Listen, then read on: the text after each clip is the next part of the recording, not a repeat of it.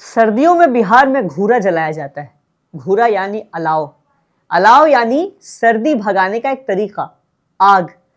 इन दिनों सियासत में नीतीश कुमार की हलचल, एनडीए की हलचल और तमाम राजनीतिक गलियारों की बातचीत दल बदल से एक गर्मी सी पैदा हो गई है इस सर्दी के दिनों में, यानी घूरा तप गया है। इन दिनों बिहार में नीतीश कुमार की सरगर्मी ज्यादा ही तेज हो गई है।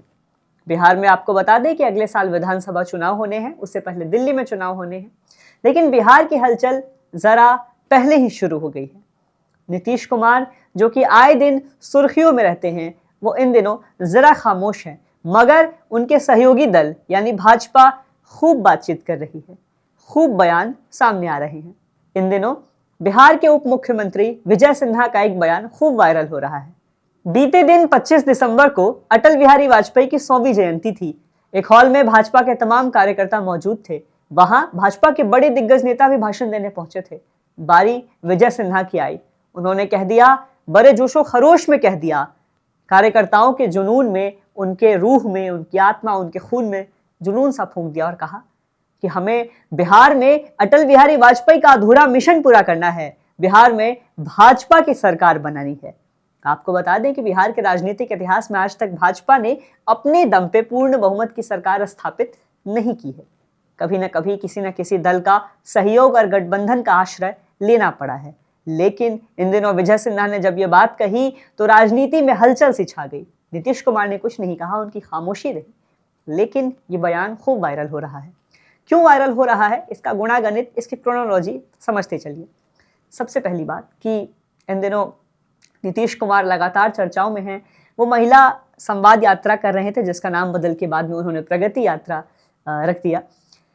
नीतीश कुमार इन दिनों मीडिया को बाइट नहीं दे रहे हैं, तस्वीर खिंचाने से बच रहे हैं, कोई भी बात कहने से बच रहे हैं, जबकि नीतीश कुमार मीडिया से मुखर होकर अपनी बात कहते पाए जाते रहे हैं।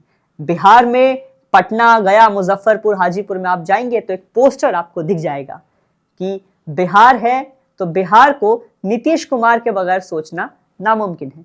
बिहार यानी नीतीश कुमार से मिलता जुलता पोस्टर आपको बिहार की सड़कों पे, बिल्डिंग्स पर टंगा हुआ दिख जाएगा। ऐसे नीतीश कुमार ये जाहिर कर रहे हैं कि बिहार में उनके बगैर सत्ता की स्थापना संभव नहीं है। अपनी बात को वो मुखरता से रख रहे हैं। लेकिन भाजपा इन दिनों दूसरा ही खेल रचा रही है। कहते हैं संगति का असर व्यक्ति पे हो जाता है। नीतीश कुमार, जिनको लोग पलटू राम कहते हैं, कुर्सी कुमार कहते हैं, पलटवीर भी कहते हैं, नीतीश कुमार पलटने के लिए माने जाते हैं। उनकी इस बात को लेकर छवि है कि वो पलटते रहे हैं। लेकिन भाजपा जो कि नीतीश कुमार की संगत में है, गठबंधन में है, इन दिनों भाजपा क्या पलटने की बात कह रही है?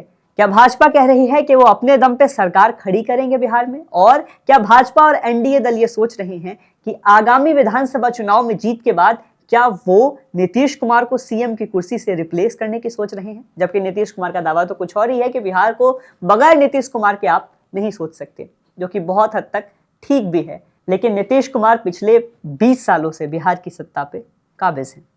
दोस्तों, आपको बताते चले कि ये सियासत की लड़ाई, ये सियासत की सरगर्मी, ये कोल्ड वॉर सियासत में कैसे कैसे शुरू हुआ। अमित शाह राज्यसभा में संविधान पे बातचीत कर रहे थे। उन्होंने अपनी बातचीत में ये बात रख दी कि अंबेडकर का नाम लोग जपते रहते हैं, अंबेडकर अंबेडकर अंबेडकर, अगर इतना ही नाम भगवान का लेते तो उन्हें स्वर्ग मिल जाता, वो भी 7 जन्म के लिए। जिसके बाद सियासत में खूब गहमागहमी हुई। लोकसभा से लेकर विधानसभा से लेकर सड़कों तक पोस्टर वॉर हुआ, ट्विटर पे ट्रेंड्स भी चले, धक्का मुक्की हुई, अटेम्प्ट टू मर्डर के केस तक भी लग गए। जिसके बाद अरविंद केजरीवाल ने नीतीश कुमार को एक खत लिखा। खत में कहा कि आप ऐसे लोगों के साथ कैसे रह सकते हैं जो बाबा साहेब अंबेडकर का अपमान करते हैं। यानी आपका बहुत बड़ा वोट बैंक, बता दें आपको कि बिहार में दलित समुदाय का, जो कि पिछड़ा, अति पिछड़ा वर्ग से लोग आते हैं, वंचित शोषित समुदाय का एक बहुत बड़ा वोट बैंक नीतीश कुमार के साथ 2005 से चलता चला आ रहा है। साथ ही साथ दिल्ली में वाल्मीकि समाज का वोट भी पहले भाजपा को ज्यादा था, अब वो केजरीवाल के हिस्से शिफ्ट हो गया है। इसी खत से अरविंद केजरीवाल दिल्ली की राजनीति तो साध ही रहे हैं, वो नीतीश कुमार को भी लगे हाथ इशारा कर रहे हैं कि चाचा पलट जाइए। वो कह रहे हैं कि इंडिया गठबंधन के साथ आ जाइए, उसी दल के साथ जिसका संचालन, जिसकी स्थापना आपने की थी। जाहिर है कि अगर नीतीश कुमार एनडीए के साथ रहेंगे तो एक बहुत बड़ा तबका जो कि भाजपा से और अमित शाह के बयान से नाराज है, उसका वोट खिसक सकता है, वोट प्रभावित हो सकता है।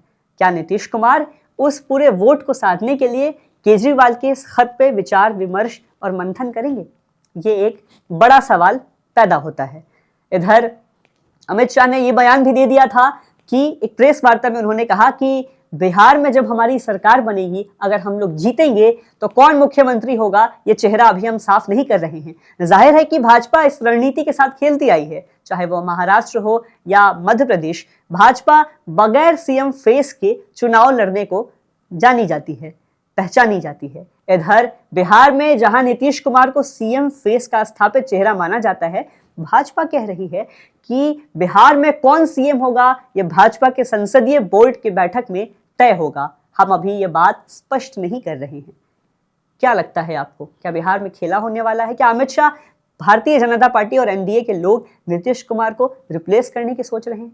नीतीश कुमार जो कि बिहार में सत्ता पे काबिज हैं, पिछले कई सालों से काबिज हैं। जाहिर है कि नीतीश कुमार, जिनको हास परिहास में लोग कुर्सी कुमार भी कहते हैं, जाहिर है कि वो कुर्सी तो नहीं छोड़ेंगे।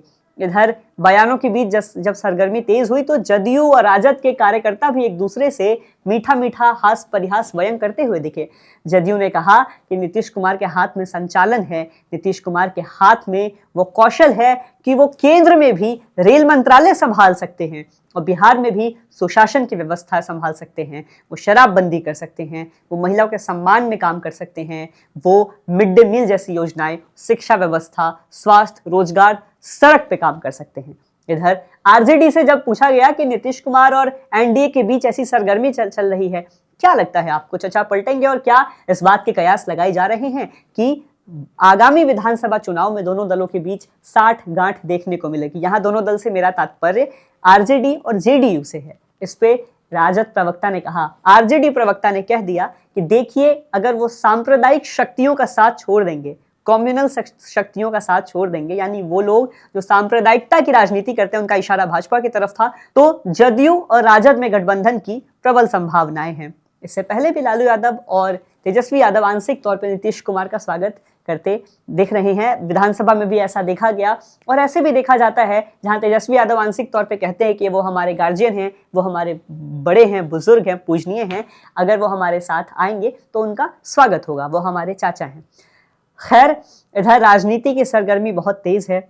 इधर एनडीए कहीं ना कहीं ये कयास लगा रही है कि अगर भाजपा को बहुमत मिला तो अपने दम पे वो सरकार खड़ी करेगी। जैसा विजय सिन्हा, बिहार के उप मुख्यमंत्री, ने कहा कि वो अटल बिहारी वाजपेयी के अधूरे सपने को, मिशन को पूरा करेंगे। इधर नीतीश कुमार पोस्टर्स लगा के अपनी बात को मुखरता से रख रहे हैं। नीतीश कुमार जो मीडिया को बयान नहीं दे रहे हैं, खामोशी से अपना दाव अपना रहे हैं। उधर अमित शाह के बयान ने अलग ही सरगर्मी पैदा कर दी है। इधर राजद और जदयू के लोग, प्रवक्ता सनसनी और गहमा गहमी की राजनीति कर रहे हैं। एक तरफ जहां सर्दियों में बयार चल रहा है, ठंडी हवाएं चल रही है, तो राजनीति जिसकी ये तबीयत है, जिसका ये बर्ताव है, जिसका ये श्रृंगार है, जिसका ये अलंकार है कि उसमें कभी भी ठंडक नहीं रहती। राजनीति का तावा कभी भी ठंडा नहीं पड़ता, गर्मी, ऊष्मा, सूक्ष्मता उसमें बनी रहती है।